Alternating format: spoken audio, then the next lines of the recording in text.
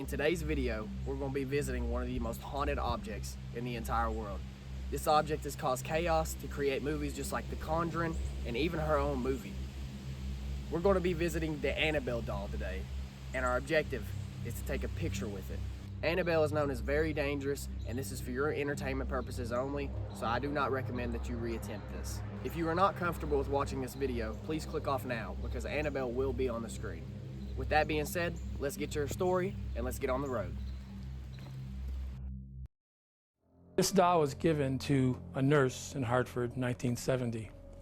She lived in an apartment with a roommate, and the mother of the nurse gave her this doll for a birthday present because the girl liked dolls. She was about 28 years old. You can even see on the doll, if you looked really close, you could see a little bracelet on her arm. So they would treat it as a little girl. One day they woke up, there was a piece of parchment paper on the floor, and on the parchment paper, written in pencil, it said, "Help me."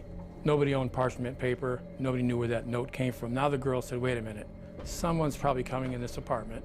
So they set up a little thing where they would put Scotch tape on the door of the apartment. They would place the rug just in a certain location to see if anyone was in that apartment when they weren't home. Well, they weren't. No one was in that apartment. Nothing was moved, except the doll. The doll would move. But what really concerned them the most was when Lou was sleeping on his couch, and at the end of the couch was Annabelle. He wakes up from a nightmare with a start, and he's sweaty, and he's going like this, and Donna says, "What's the matter, Lou?"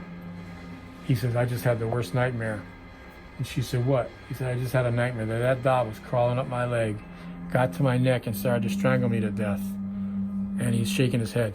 And then he takes the doll by the two arms and throws it across the room and says, "That's just a Raggedy Ann doll, that can't hurt anybody." When he did that, 7 psychic wounds appeared on his chest and on his stomach. 4 on his chest, 3 on his stomach. Like somebody took a claw and ripped through his skin. Ed came over the house after they contacted him with Lorraine, talked to the girls just like you saw in the movie, and Ed did say, "That doll doesn't belong here. I'm taking it back to my museum." And he did. A young man came on a motorcycle with his girlfriend, about 20 years old, with a group of other college kids who came, and had about 12 people here. The young man runs up to the glass case and starts banging on the glass like this. And he says, "You know what? This is a bunch of hooey. This isn't real. If that doll can put slashes on anybody, do it to me right now." He challenged the doll. Ed said, "Son, you and your girlfriend, you have to leave. I can't put up with that. You go right now." So the kid is leaving with his girlfriend, a young man, about 20, and he's smirking and laughing about it as they leave. Again, he never made it to his home. 3 hours later, that young man that came on a motorcycle was dead. We know what happened because the girl that was on the bike, she didn't die.